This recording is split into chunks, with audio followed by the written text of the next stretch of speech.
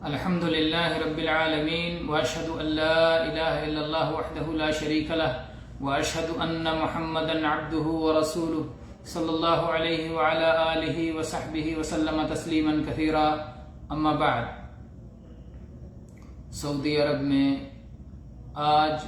رمضان کی 29ویں تاریخ ہے، 29واں صوم ہے، 29واں روزہ ہے،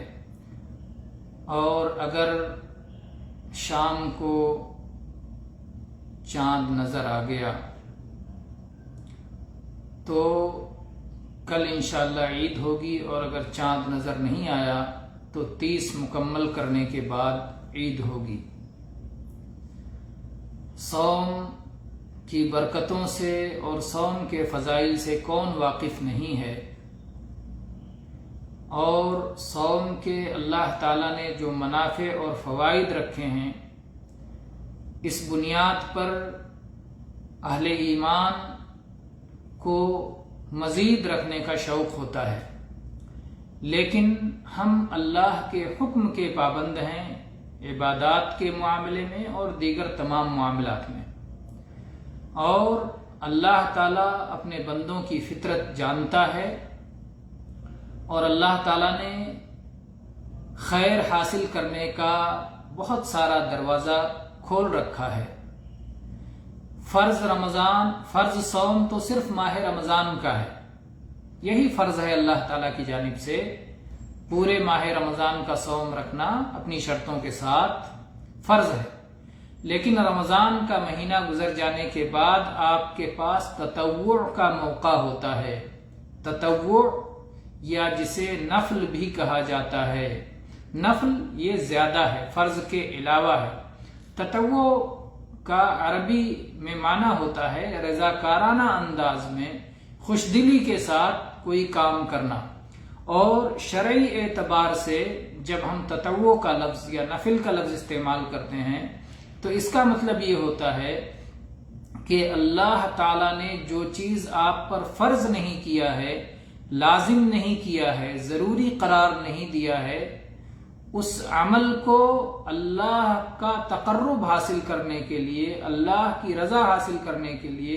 اللہ کی خوشنودی حاصل کرنے کے لیے آپ اپنی خوشی سے کریں، تو یہ تطوع یا نفل کہلاتا ہے. تو اللہ تعالیٰ نے رمضان کا صوم فرض رکھا ہے، رمضان کے علاوہ فرض نہیں ہے،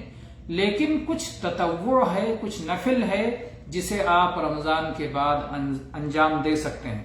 آئیے ہم دیکھتے ہیں کہ رمضان کے بعد ہم کس کس طرح کا صوم رکھ سکتے ہیں. اس سلسلے میں ایک بات اور یاد رہے کہ فرض صوم اور نفل صوم میں نیت کے مسئلے میں فرق ہے. فرض صوم میں ضروری ہے کہ نیت رات ہی میں ہو. لا صیام لمن لم یبیت الصیام قبل الفجر.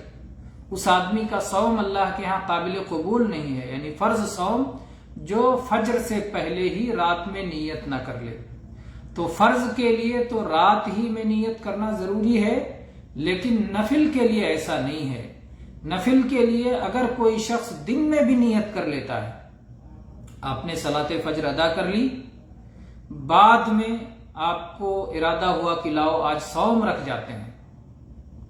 تو نیت کر سکتے ہیں. طلوع فجر کے بعد، دن ہو جانے کے بعد،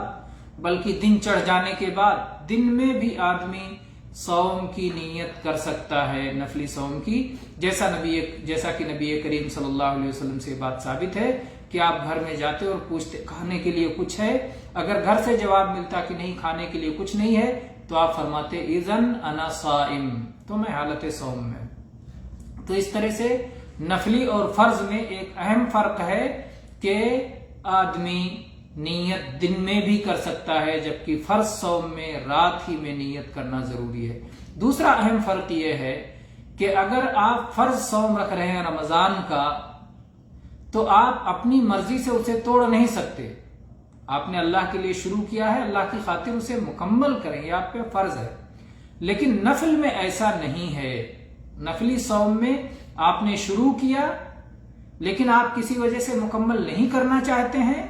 تو درمیان میں آپ اسے توڑ سکتے ہیں، جیسا کہ نبی کریم صلی اللہ علیہ وسلم کی حدیث ہے، الصائم المتطوع امیر نفسه ان شاء صام و ان شاء افطر، کہ نفلی صوم رکھنے والا اپنے آپ کا امیر ہے، چاہے وہ صوم مکمل کرے اور چاہے وہ درمیان میں توڑ دے۔ تو نفلی صوم میں آپ کو جان بوجھ کر کے صوم توڑنے کا اختیار ہوتا ہے۔ تو نفلی صوم اور فرض صوم میں یہ دو اہم فرق ہے، ایک نیت کا اور دوسرے دانستہ توڑ دینے پر گناہ نہ پڑنے کا۔ اس کے آگے ہم چلتے ہیں اس مسئلے کا بیان کہ کون کون سے صوم ہمارے پاس نفلی صوم میں آتے ہیں۔ تو ایک تو ہے عام مطلق، یعنی کسی دن بھی آپ چاہیں صوم رکھ لیں، نفلی صوم اللہ کے لیے، اللہ کی خاطر آپ جس دن چاہیں صوم رکھ لیں، مطلق ہے، سوائے ان دنوں کے جن کے صوم سے روکا گیا ہے، عید کا، بقرعید کا، ایام تشریق کا اور وغیرہ، اس کی تفصیلات آگے انشاءاللہ ہم بتائیں گے۔ تو جن دنوں کا صوم رکھنے سے، جن دنوں میں روزہ رکھنے سے منع کیا گیا، ان کو چھوڑ کے آپ جس دن چاہیں اس دن صوم رکھ لیں، اسے کہتے ہیں صوم مطلق، صوم تطوع مطلق، یعنی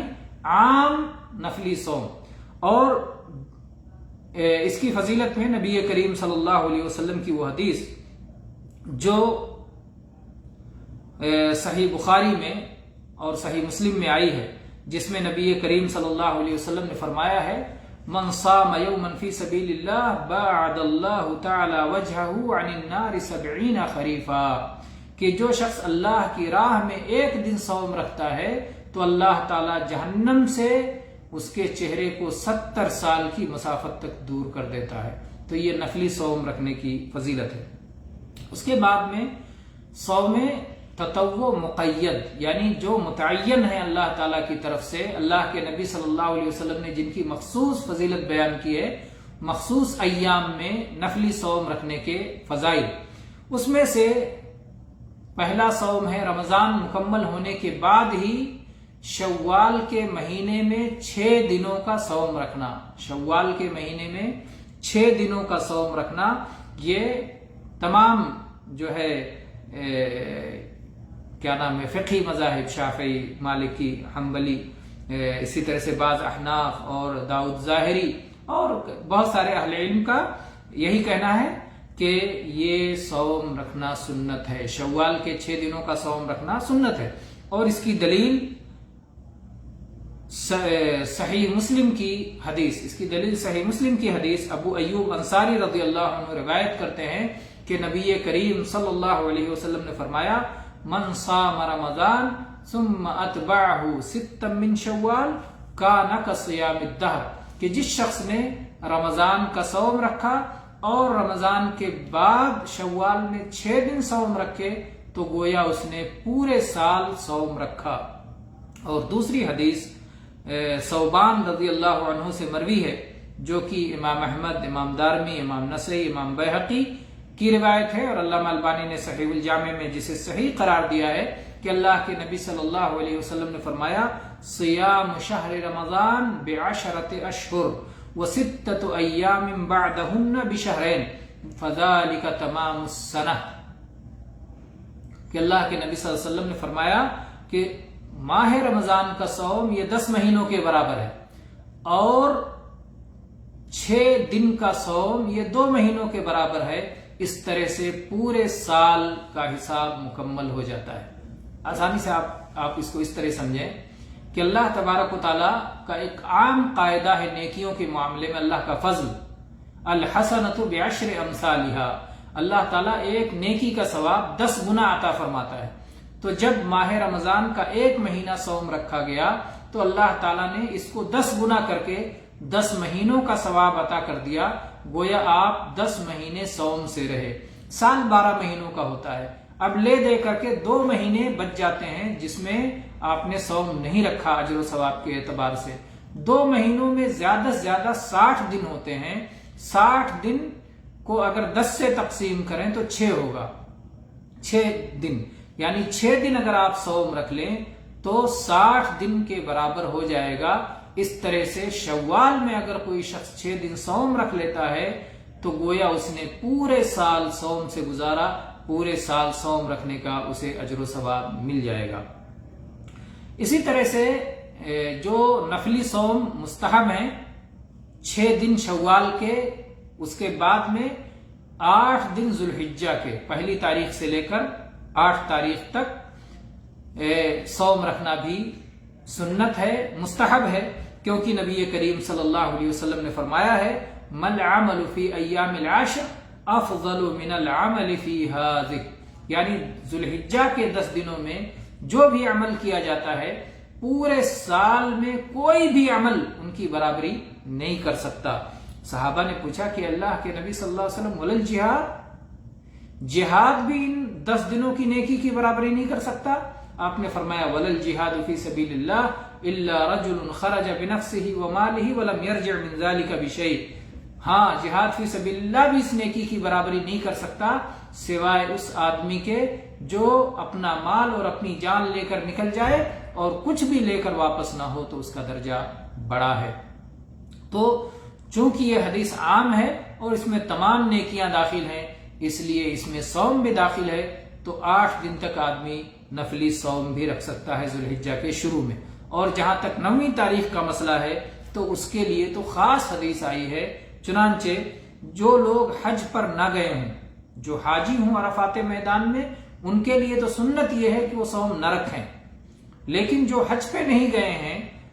غیر حاجی ہیں، اپنے اپنے گھروں پہ ہیں، ان کے لیے سنت یہ ہے کہ وہ عرفہ کے دن صوم رکھیں۔ چنانچہ اس سلسلے میں ابو قتادہ رضی اللہ عنہ کی حدیث ہے صحیح مسلم میں، صیام یوم عرفہ احتسب علی اللہ عز وجل ان یکفر السنۃ التي قبلہ والسنۃ التي بعدہ، صیام عرفہ کے بارے میں مجھے اللہ تعالیٰ سے امید ہے، اللہ کے نبی صلی اللہ علیہ وسلم فرماتے ہیں کہ اس کے اجر و ثواب کے تعلق سے آپ کو اللہ تعالیٰ سے امید ہے کہ 1 سال پچھلے اور 1 سال اگلے 2 سالوں کے گناہوں کی معافی کا ذریعہ ہے۔ یہ ذوالحجہ کی 9ویں تاریخ کے صوم کی فضیلت ہے، یوم عرفہ کے صوم کی فضیلت ہے۔ اسی طرح سے نفلی صیام میں ہے ماہ محرم میں صوم رکھنا، محرم کے مہینے میں صوم رکھنا، اور اس سلسلے میں ابو ہریرہ رضی اللہ عنہ کی حدیث ہے صحیح مسلم میں کہ نبی کریم صلی اللہ علیہ وسلم سے سوال پوچھا گیا ای الصلاۃ افضل بعد المکتوبہ، کہ فرض کے بعد کون سی صلاۃ زیادہ فضیلت والی ہے، وَأَيُّ الصِّيَامِ أَفْضَلُ بَعْدَ شَهْرِ رمضان، اور ماہ رمضان کے بعد کون سے دنوں میں صوم رکھنا افضل ہے؟ تو اللہ کے نبی صلی اللہ علیہ وسلم نے جواب دیا افضل الصلاۃ بعد الصلاۃ المکتوبہ الصلاۃ فی جوف اللیل، کہ فرض صلاۃ کے بعد سب سے زیادہ فضیلت اس صلاۃ میں ہے جو رات کے اندھیروں میں، رات کے درمیان پڑھی جاتی ہے، جو رات میں پڑھی جاتی ہے۔ وَأَفْضَلُ الصِّيَامِ بَعْدَ شَهْرِ رَمَضَانَ شَهْرُ اللَّهِ الْمُحَرَّمِ، اور ماہ رمضان کے بعد جس مہینے میں نفلی صوم رکھنا سب سے زیادہ فضیلت والا ہے وہ اللہ کا مہینہ محرم کا مہینہ ہے۔ تو محرم کے مہینے میں عام طور پر صوم رکھنا یہ نفلی صوم ہے اور بہت بڑا باعث ثواب ہے۔ اور محرم کے میں خاص طور پر عاشورہ کے دن، عاشورہ یعنی محرم کی 10ویں تاریخ کو، اور اس سلسلے میں عبداللہ ابن عباس رضی اللہ عنہما کی حدیث ہے متفق علیہ صحیح بخاری اور صحیح مسلم میں، ان رسول اللہ صلی اللہ علیہ وسلم قدم المدینہ فوجد الیہود صیاما یوم عاشورہ، کہ اللہ کے نبی صلی اللہ علیہ وسلم جب مدینہ تشریف لائے تو آپ نے دیکھا کہ یہودی لوگ صوم عاشورہ محرم کی 10ویں تاریخ کو عاشورہ کو صوم رکھا کرتے ہیں۔ تو اللہ کے نبی صلی اللہ علیہ وسلم نے ان سے دریافت کیا کہ یہ صوم تم کیوں رکھتے ہو؟ انہوں نے کہا یہ بہت بڑا دن ہے، عاشورہ یہ بہت بڑا دن ہے، اسی دن اللہ تعالیٰ نے موسیٰ علیہ السلام کو فرعون کے ظلم و زیادتی سے نجات عطا فرمائی تھی اور فرعون اور اس کی قوم کو غرقاب کیا تھا۔ موسیٰ علیہ السلام نے شکرانے میں صوم رکھا تھا، ہم بھی آپ کی اتباع میں صوم رکھتے ہیں۔ تو اللہ کے نبی صلی اللہ علیہ وسلم نے فرمایا فَنَحْنُ أَحَقُّ وَأَوْلَى بِمُوسَى مِنْكُمْ، تو ہم تو موسیٰ علیہ السلام کے معاملے میں تم سے زیادہ حقدار ہیں اور تم سے زیادہ موسیٰ علیہ السلام سے قریبی ہیں۔ چنانچہ محمد رسول اللہ صلی اللہ علیہ وسلم نے خود بھی عاشورہ کے دن صوم رکھا اور صحابہ کرام رضی اللہ عنہم کو بھی عاشورہ کے دن صوم رکھنے کا حکم دیا۔ اسی طرح سے ابو قتادہ رضی اللہ عنہ کی حدیث ہے صحیح مسلم میں کہ نبی صلی اللہ علیہ وسلم نے فرمایا صیام یوم عاشورہ احتسب علی اللہ ان یکفر السنۃ التي قبلہ، کہ صوم عاشورہ کے تعلق سے مجھے امید ہے کہ ایک سال گزشتہ کے گناہوں کے مٹانے کا ذریعہ بن جائیں گے۔ اگر کوئی شخص محرم کی 10ویں تاریخ کو صوم رکھتا ہے تو اس کی فضیلت اور اس کا ثواب یہ ہے کہ پچھلے ایک سال کے گناہ اس کے ذریعے سے معاف ہو جاتے ہیں۔ اسی طرح سے صوم عاشورہ کے ساتھ تاسوعہ کو ملا لینا، یعنی محرم کی 10ویں تاریخ کے ساتھ 9ویں تاریخ کو بھی اس کے ساتھ ملا لینا چاہیے، اور 9 کا بھی صوم رکھنا چاہیے، یہ بھی مستحب ہے۔ فقہی جو 4 جو ہے مذاہب ہیں سب کا اس پر اتفاق ہے، حنفی، مالکی، شافعی، حنبلی، سارے لوگ اس بات پر متفق ہیں کہ عاشورہ کی 10ویں تاریخ کے ساتھ 9ویں کو بھی صوم رکھنا چاہیے۔ چنانچہ اس سلسلے میں عبداللہ ابن عباس رضی اللہ عنہما کی حدیث ہے صحیح مسلم میں کہ نبی کریم صلی اللہ علیہ وسلم نے فرمایا لئن بقیت الی قابل لأصومن التاسع، اگر میں اگلے سال زندہ رہا تو میں 9 کا روزہ رکھوں گا، یعنی 9 محرم کا روزہ رکھوں گا۔ تو 10 کا تو آپ رکھتے ہی تھے، 9 کے بارے میں فرمایا کہ اگر میں اگلی سال زندہ رہا تو میں 9 کا بھی روزہ رکھوں گا۔ تو اس طرح سے 9 کو بھی ملا لینا 10 کے ساتھ میں مستحب ہے۔ اسی طرح سے نفلی سیام میں سے شعبان کے مہینے کا سیام ہے۔ شعبان کے مہینے میں نبی کریم صلی اللہ علیہ وسلم بکثرت صوم رکھا کرتے تھے، جیسا کہ عائشہ رضی اللہ عنہا کی حدیث ہے صحیح بخاری صحیح مسلم میں، فرماتی ہیں ما رأیت رسول اللہ صلی اللہ علیہ وسلم اکثر صیاما منہ فی شعبان، میں نے نبی کریم صلی اللہ علیہ وسلم کو ماہ شعبان سے زیادہ کسی اور مہینے میں صوم رکھتے ہوئے نہیں دیکھا۔ اس سے معلوم ہوتا ہے کہ ماہ شعبان کی فضیلت کو نظر میں رکھتے ہوئے اور اس میں صوم کے اجر و ثواب کو نظر میں رکھتے ہوئے نبی کریم صلی اللہ علیہ وسلم بکثرت صوم رکھا کرتے تھے۔ اسی طرح سے ابو سلمہ رضی اللہ عنہ بیان کرتے ہیں کہ میں نے عائشہ رضی اللہ عنہا سے نبی کریم صلی اللہ علیہ وسلم کے صوم سے متعلق پوچھا تو آپ نے فرمایا کان یصوم حتی نقول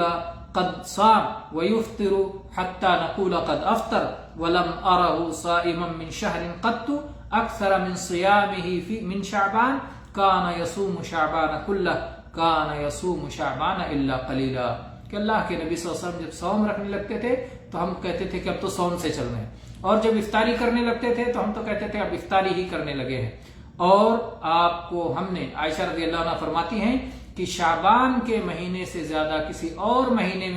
میں نے آپ کو صوم رکھتے ہوئے نہیں دیکھا، چند دن چھوڑ کر آپ پورا شعبان کا مہینہ صوم رکھ جاتے تھے۔ اسی طرح سے مستحب سیام میں سے ہے سوموار اور جمعرات کا صوم رکھنا، سوموار اور جمعرات کا صوم رکھنا۔ اور اس سلسلے میں اسامہ ابن زید رضی اللہ عنہ کی حدیث ہے سنن نبی داؤد، احمد اور اسی طرح سے حافظ ابن حجر نے اسے صحیح قرار دیا ہے۔ کہتے ہیں کہ نبی کریم صلی اللہ علیہ وسلم یوم الاثنین اور یوم الخمیس یعنی سوموار اور جمعرات کو صوم رکھا کرتے تھے۔ جب آپ سے دریافت کیا گیا تو آپ صلی اللہ علیہ وسلم نے فرمایا ان اعمال العباد تعرض یوم الاثنین والخمیس واحب ان يعرض عملی وانا صائم، بندوں کے اعمال اللہ کے سامنے 2 دن پیش کیے جاتے ہیں ہر ہفتے میں سوموار اور جمعرات کو بندوں کے اعمال اللہ کے سامنے پیش کیے جاتے ہیں۔ میری چاہت یہ ہے، میری محبت یہ ہے کہ اللہ کے سامنے جب میرا عمل پیش ہو تو میں حالت صوم میں رہوں۔ اسی طرح سے ابو قتادہ رضی اللہ عنہ کی حدیث صحیح مسلم میں کہ نبی کریم صلی اللہ علیہ وسلم سے جب سوموار کے دن صوم کے بارے میں سوال کیا گیا تو آپ صلی اللہ علیہ وسلم نے فرمایا فیہ ولدت وفیہ انزل علی، کہ سوموار کے دن ہی تو میری ولادت ہوئی ہے اور اسی دن تو مجھ پر قرآن پاک نازل کیا گیا ہے، یعنی اسی دن میری پیدائش ہوئی اور اسی دن مجھے نبی بنایا گیا ہے۔ تو اس لیے نبی کریم صلی اللہ علیہ وسلم ہر ہفتے میں سوموار اور جمعرات کو صوم رکھا کرتے تھے۔ اسی طرح سے مستحب سیام میں سے یہ ہے کہ ہر مہینے میں 3 دن صوم رکھا جائے۔ اس سلسلے میں ابو ہریرہ رضی اللہ عنہ کی حدیث ہے جو صحیح بخاری اور صحیح مسلم دونوں میں ہے، کہتے ہیں اوصانی خلیلی بثلاث، میرے خلیل محمد صلی اللہ علیہ وسلم نے مجھے 3 باتوں کی وصیت کی ہے جسے میں مرتے دم تک نہیں چھوڑ سکتا۔ اس میں سے پہلی وصیت کیا ہے؟ ہر مہینے میں 3 دن صوم رکھنا، ہر مہینے میں 3 دن صوم رکھنا۔ اور دوسری وصیت صلاۃ الضحیٰ، چاشت کی صلاۃ، اور تیسری وصیت وتر پڑھ کے سونے کی وصیت تھی۔ تو یہ 3 وصیتوں میں سے پہلی وصیت کیا ہے کہ ہر مہینے میں 3 دن صوم رکھنا۔ اور آپ یہ بات پہلے سن چکے ہیں، جان چکے ہیں کہ اللہ تعالیٰ کا فضل و کرم یہ ہے کہ اللہ تعالیٰ 1 کا 10 عطا فرماتا ہے۔ تو اگر کسی شخص نے ایک مہینے میں 3 دن صوم رکھ لیا تو گویا پورا مہینہ وہ حالت صوم میں تھا، کیونکہ اللہ تعالیٰ 3 کا بدلہ 30 کی شکل میں، 30 دن صوم کی شکل میں اسے عطا فرمائے گا۔ اسی طرح سے معاذہ العدویہ یہ کہتی ہیں کہ انہوں نے عائشہ رضی اللہ عنہا سے پوچھا، اکان رسول اللہ صلی اللہ علیہ وسلم یصوم من کل شہر 3 ایام، کیا رسول اللہ صلی اللہ علیہ وسلم ہر مہینے میں 3 دن صوم رکھا کرتے تھے؟ تو عائشہ رضی اللہ عنہ نے کہا نعم، ہاں آپ ہر مہینے میں 3 دن صوم رکھتے تھے۔ تو کہتی ہیں کہ میں نے پوچھا کہ 3 دن یہ کب کب رکھتے تھے، کن تاریخوں میں رکھتے تھے، مہینے کے کن دنوں میں یہ 3 دن آپ اختیار فرماتے تھے؟ تو عائشہ رضی اللہ عنہ فرماتی ہیں لم یکن یبالی من ای ایام الشہر یصوم، اللہ کے نبی صلی اللہ علیہ وسلم اس کی پرواہ نہیں کرتے تھے کہ مہینے کا وہ کون سا دن پڑ جائے، یعنی جو دن بھی پڑ گیا، جس دن میں اتفاق ہو گیا تو مہینے میں اس طرح سے آپ 3 دن صوم رکھ لیا کرتے تھے۔ اسی طرح سے معاویہ ابن قرہ اپنے والد سے روایت کرتے ہیں کہ نبی کریم صلی اللہ علیہ وسلم نے فرمایا صیام 3 ایام من کل شہر صیام الدہر، کہ ہر مہینے میں 3 دن صوم رکھ لینا یہ پورے سال، پوری زندگی صوم رکھنے کے برابر ہے۔ یہ مسند احمد، دارمی اور اسی طرح سے ابن حبان، طبرانی وغیرہ کی روایت ہے، اور اس روایت کو امام منذری نے صحیح قرار دیا ہے اور دوسرے محققین نے صحیح قرار دیا ہے۔ تو اس طرح سے 3 دن صوم رکھ لینے سے پورے مہینے، بلکہ ہر مہینے میں 3 دن صوم رکھنے سے پورے سال کا ثواب مل جائے گا۔ اور اسی طرح سے مستحب صیام میں سے ہے چاندنی راتوں والے دنوں میں صوم رکھنا، ایام البیض جنہیں کہا جاتا ہے، ایام البیض میں صوم رکھنا۔ بیض یہ ابیض کی جمع ہے، ابیض کی جمع بیض،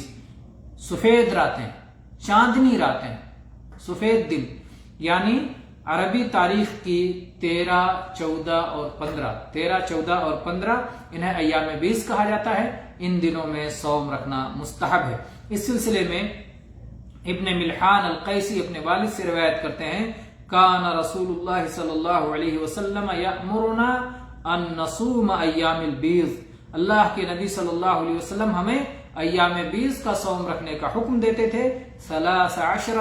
و 14 و 15، 13، 14 اور 15 تاریخ کو، اور آپ فرماتے تھے ہن کہیئۃ الدہر، یعنی اگر کوئی آدمی یہ 3 دن صوم رکھ لے تو گویا اس نے ساری زندگی حالت صوم میں گزاری۔ یہ جو ہے روایت سنن ابی داؤد، سنن نسائی، سنن ابن ماجہ اور امام احمد کی بھی روایت ہے، اور علامہ البانی نے اسے صحیح قرار دیا ہے۔ اسی طرح سے جو مستحب صیام ہیں، مستحب صیام میں سے 1 دن صوم رکھنا، 1 دن نہ رکھنا، 1 دن صوم رکھنا، 1 دن نہ رکھنا، ایسا مستحب ہے۔ اور اس کی دلیل حدیث میں عبداللہ ابن عمرو رضی اللہ عنہما کی حدیث ہے کہ نبی کریم صلی اللہ علیہ وسلم نے فرمایا احب الصلاة الی اللہ صلاة داؤد علیہ السلام و احب الصیام الی اللہ صیام داؤد کان ینام نصف اللیل و یقوم ثلثہ و ینام سدسہ و یصوم یوما و یفطر یوما، کہ اللہ کے ہاں، یہ حدیث صحیح بخاری اور صحیح مسلم میں ہے کہ اللہ کے یہاں سب سے محبوب صلاح وہ ہے جو داؤد علیہ السلام پڑھا کرتے تھے، اور سب سے محبوب صیام وہ ہے جو داؤد علیہ السلام رکھا کرتے تھے۔ داؤد علیہ السلام صلاح کیسے پڑھتے تھے؟ آدھی رات تک وہ سوتے تھے اور اس کے بعد بیدار ہو کر کے 1/3 وہ صلاح پڑھتے تھے، قیام کرتے تھے، اور اس کے بعد پھر 1 چھٹا حصہ پھر وہ آرام کرتے تھے اور سو جاتے تھے. تو آدھی رات سوتے تھے، پھر 1/3 آپ قیام اللیل کرتے تھے، پھر ایک چھٹا حصہ چھٹا حصہ پھر آپ سوتے تھے، اور اس کے بعد پھر آپ جاگ جاتے تھے. تو یہ اللہ تعالیٰ کو صلاۃ کے معاملے میں بہت محبوب ہے. اور سیام کے معاملے میں داؤد علیہ السلام کے سیام کا طریقہ محبوب ہے. وہ ہے کہ ایک دن صوم رکھتے تھے، ایک دن صوم نہیں رکھتے تھے، ایک دن صوم رکھتے تھے، ایک دن صوم نہیں رکھتے تھے. اور اس کی تفصیلی روایت بھی سلسلے میں عبداللہ ابن عمرو ابن عاص رضی اللہ عنہ کی موجود ہے کہ کیسے وہ ہر دن صوم رکھا کرتے تھے. تو اللہ کے نبی صلی اللہ علیہ وسلم کو معلوم ہوا تو آپ نے انہیں بلایا اور منع فرمایا، اور آپ نے کہا کہ مہینے میں 3 دن رکھ لیا کرو. جب اس پر راضی نہیں ہوئے تو آپ نے اور بڑھایا، یہاں تک کہ آپ نے سب سے آخر میں کہا کہ صوم داؤد رکھا کرو، ایک دن رکھو ایک دن نہ رکھو. اور پھر انہوں نے جب اس سے زیادہ رکھنے کی تجویز پیش کی تو اللہ کے نبی صلی اللہ علیہ وسلم نے فرمایا لا صام من صام الابد، کہ اس سے افضل اب کوئی صورت نہیں بچتی ہے. جو ہر دن صوم رکھے وہ گنہگار ہوگا، اس کا صیام اللہ کے ہاں قابل قبول نہیں ہے. اسی طرح سے کوئی آدمی ایک دن بھی نفلی صوم، عام صوم رکھنا چاہے تو وہ صوم رکھ سکتا ہے. تو یہ رہے صوم کے مسائل نفلی صوم کے. اور یہ مسئلہ بھی آ گیا کہ کوئی آدمی ہمیشہ صوم رکھنا چاہے تو وہ صوم جو ہے ممنوع ہے، نہیں رکھ سکتا ہے. اور اسی طرح سے بعض صیام مکروہ ہیں، ناپسندیدہ ہیں، ہم انہیں ممنوع کی فہرست میں لے جا سکتے ہیں. جیسے جو آدمی حج پہ گیا ہوا ہے اس کے لیے مستحب یہ ہے کہ وہ صوم نہ رکھے عرفہ کے دن، عرفہ کی 9 تاریخ کو. جو صوم پہ نہیں گئے ہوئے ہیں ان کے لیے رکھنا مستحب ہے، اور جو صوم پہ گیا ہوا ہے اس کے لیے نہ رکھنا مستحب ہے، کیونکہ نبی کریم صلی اللہ علیہ وسلم نے عرفہ کے میدان میں لوگوں کے سامنے اپنی سواری پر بیٹھ کر کے دودھ پی کر کے دکھایا تھا کہ آپ حالت صوم میں نہیں ہیں بلکہ آپ حالت افطار میں ہیں. چنانچہ اس سلسلے میں صحیح بخاری اور صحیح مسلم میں ام الفضل بنت حارث رضی اللہ عنہما کی حدیث ہے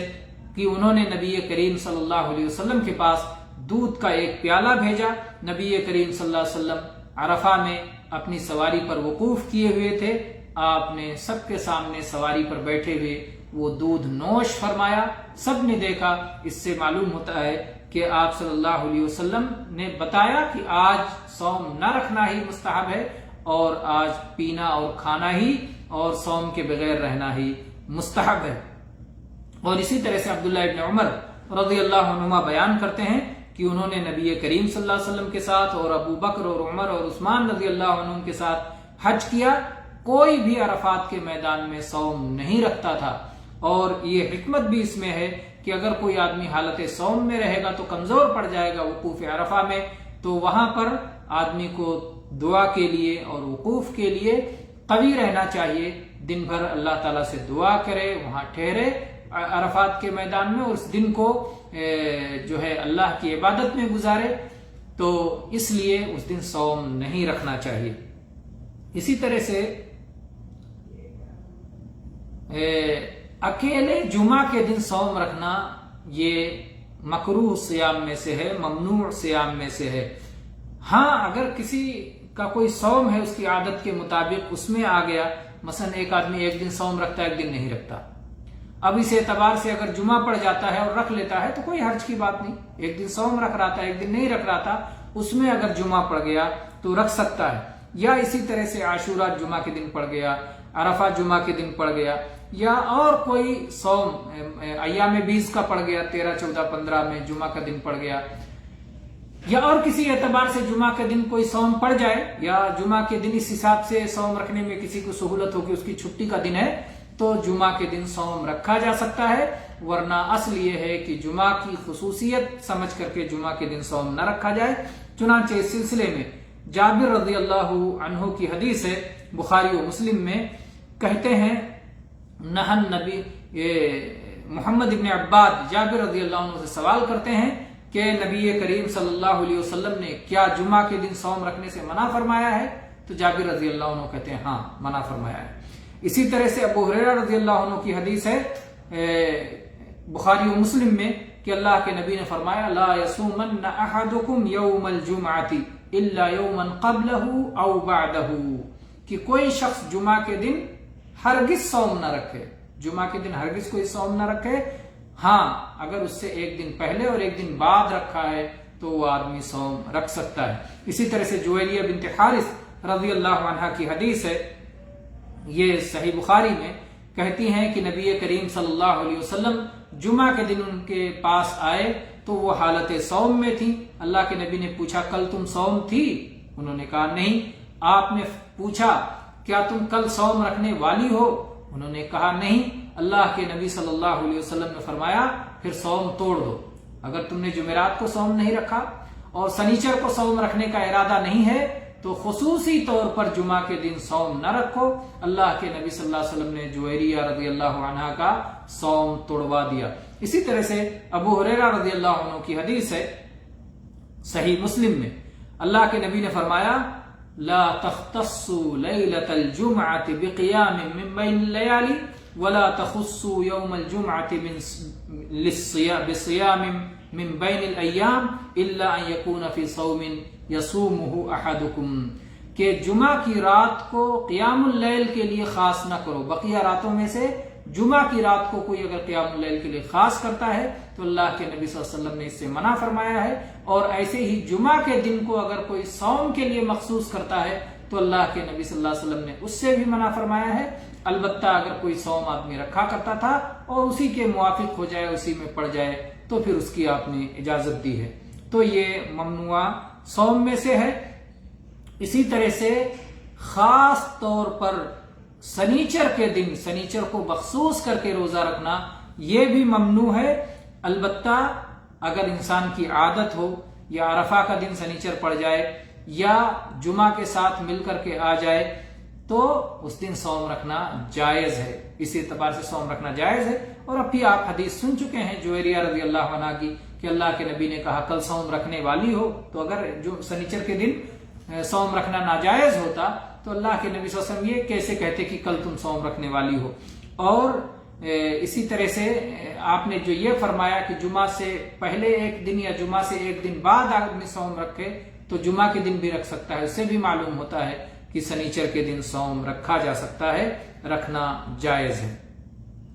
تو یہ نفلی صیام سے متعلق بعض باتیں تھیں، انشاءاللہ اگر موقع رہا تو کل کچھ باتیں کی جائیں گی۔ اللہ تعالیٰ سے دعا ہے کہ اللہ تعالیٰ رمضان